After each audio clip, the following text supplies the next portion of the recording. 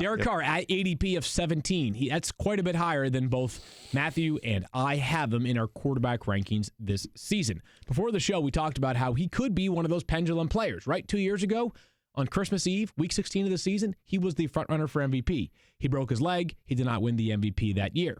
This past season, he cratered. John Gruden's in town, a little bit of a new offense, definitely a new look to the pass-catching group. Derek Carr says he loves him.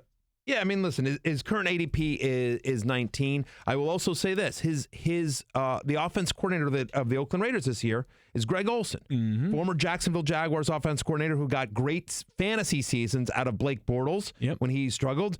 Obviously, was with the Rams last year, was the quarterback coach with the Rams, and Jared Goff had a big season. Greg Olsen is a very good offense coordinator, and certainly for fantasy purposes, it would not surprise me if Derek Carr returned to 2016 form. Here's the issue, though, is like with me asking you, like, do you see top 10 upside? The answer is, I'm sure you can envision a scenario where Derek Carr finished in the top 10.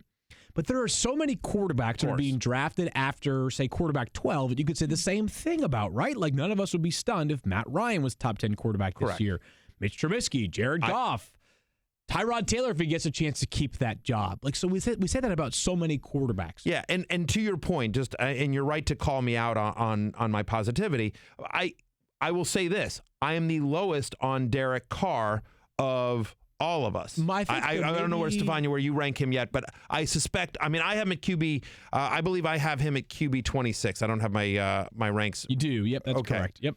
So, I would say this. Maybe the takeaway is rather than how does he compare in terms of upside vis-a-vis a guy like Mitch Trubisky, it would just be hammer home the point to be patient on quarterbacks. Like Derek Carr is barely being drafted in 2 QB leagues. Yeah, like by some of our rankings. My guess is, and listen, we don't know what John Gruden and Greg Olsen's offense is going to look like, but early indications are just if you go back to some of the quotes that you hear from Gruden is that it feels like they want to go back to kind of smash mouth football, right? Kind of old school football, not sort of the pass-friendly, pass-happy NFL of today. 1998 football. Yeah. 1998 football. Does that bode well then for Marshawn Lynch, who comes in at ADP 26 amongst running backs, consensus ranks at 29. You have him at 30, I have him at 28. So that for us, that means like he's a flex in a 10-team league, and in a deeper league, he might merit some consideration as a low-end RB2.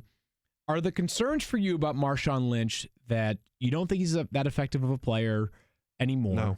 Is it the signing of Doug Martin this offseason and the other players that still have in tow? It's Doug Martin. So, look, Marshawn Lynch, and I put some of these in my 100 facts column, but 2.47 yards per carry after first contact last year, fifth most in the NFL, and the second highest rate of his career. He was still beast mode last year. The problem was the offensive line was so poor. They've tried to address it this offseason as well. They had some injuries as well on the offensive line, but the fact of the matter is if you adjust Marshawn Lynch's yards per carry before first contact from last season to league average, if we assume they've improved their offensive line play to league average, he would have averaged 4.83 yards per carry, which would have ranked him 6th best among running backs. He got a ton of red zone work as well. He got a ton of work. My concern is, talking to sources around the team, is Doug Martin looked great in OTAs.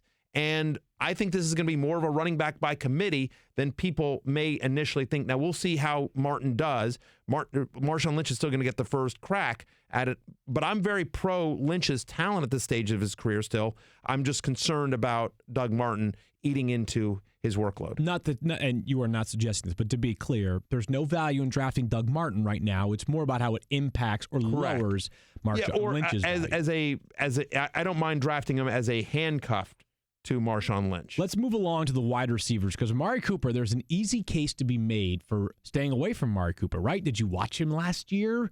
He led all qualifying wide receivers in drop rate, with 7.6% of his targets resulting in attempts resulting in drops. Beyond that, 42% of his points from weeks 2 to 15, all but 3 weeks of last season, came in one game. The game that I happened to... I was just going to say, brutal. I actually know of somebody who traded him just before that game. Right, that would be me. I traded him for Adrian Peterson. Yikes. Can't win them all, buddy. But, Matthew, you seem to be on the other side of the coin here. You think he could be back for a better season. I'm currently writing my love-hate list. Amari Cooper will be on the love list. I have Amari Cooper as a top 12 fantasy wide receiver. Top 12. This is where he was going last year. I know. And then we saw last year. Didn't happen. One of the things about him is understand that over the past 3 years, even with how brutal Amari Cooper was last season, he's 15th in fantasy points over the last 3 years, and that was with Michael Crabtree there, who obviously was wide receiver 14 over that same stretch. Crabtree's not there. I am not a Jordy Nelson believer. We'll see if I'm wrong. Who knows what you get out of Martavis Bryant? I believe that Amari Cooper is going to get a tremendous target share in this offense. John Gruden has come out and said the passing offense will go through Amari Cooper. In his career, when he gets 8 or more targets, he averages 18 fantasy points a game. When he gets 10 or more targets, he averages 21 fantasy points a game. So Amari Cooper, who is just 24 years old, I get it with the drops, but knowing that he is the guy this year, I just think volume and his talent take over and mitigate some of the drop issues. So this is what, year 4 for Amari Cooper?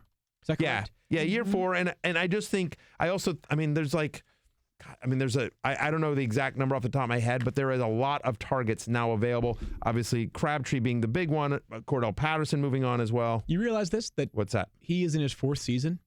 He was born the same year as Calvin Ridley, who was a rookie for the Atlanta Falcons. So just to underscore your point, I have confidence in Amari Cooper bouncing back. The natural skills are obvious. I've got him at 17. I think, though, I have more confidence in Jordy Nelson, whereas, as you said, you are down on him. You're way down on Jordy Nelson. Will he make the hate list this year? He might.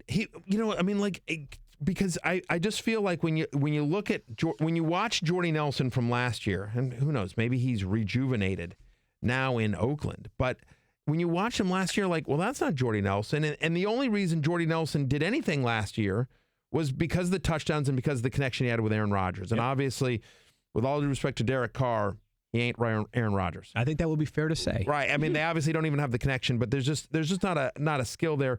2.45 yards per catch after the reception last year for Jordy Nelson, who was always a speed guy. Yeah. I mean, that was always a big part of his game, and he just didn't have it. Had 3 catches, gaining 25 yards or more last season for a big play guy, Stephania. I know some of that was the quarterback play, but I just where do you weigh in on this? I just feel like Amari Cooper is a big play guy. Your stats on the points, what I would want to see is how those fantasy points were spread out. You talk about the number of targets, but do those points come on 1 or 2 receptions with a big play after the catch? That to me is the frustration with Amari Cooper, is that it's like kind of boom or bust in terms of his production. But about Jordy Nelson, I'm curious your thoughts there. Yeah, I don't see him automatically replacing Crabtree on the volume. I think they're going to try and do some of that, but I don't think he's going to have the numbers that Crabtree did. A lot of sports is played between the years. We know that much. And for last year, I think that Amari Cooper, it caught up to him. Mm-hmm. For Jordy Nelson, I think he has something to prove. So both of these players should be motivated to have their best seasons yet. And, oh, by the way, Amari Cooper is very I think every wide receiver is, of that exploding wide receiver contract market. Right. If he plays well this year, he'll be in line for that massive deal. Let's sort of dovetail 2 last complementary pieces in this Raiders offense. Martavis Bryant and Jared Cook. Is there room for either one of them in a draft? Matthew, I know they play different spots here, but the idea being, is a third pass catcher going to merit relevance for the Raiders? I don't believe so, because I'm not convinced a second pass catcher merits relevance for the Raiders. I mean, look, could Jordy Nelson or Martavis Bryant emerge? Sure, obviously. I mean, we've seen it for a long time with Jordy, and it just seems like he hit the wall last year. But maybe there's a fountain of youth in Oakland, or maybe to your point, he gets something to prove. Yeah. And Martavis Bryant, it's never been about his talent, right? It's so if they can figure out a way to get him going. But no, I don't believe so. Like I said, my expectation is this is going to be more of a smash mouth, grinded out kind of old school offense, and I don't see there being somebody that you would consistently start other than Amari Cooper in their passing game. Certainly not Jared Cook, who I'd just like to point out has never caught more than 5 touchdowns in a regular season, has never totaled 800 receiving yards in a regular season, has never caught 55 passes in a regular season. Understand, he played with Aaron Rodgers for 2 years. Well, for what it's worth, he did double his touchdowns last year. But it went in his from first one to 2. Oh. Call that bearing the lead.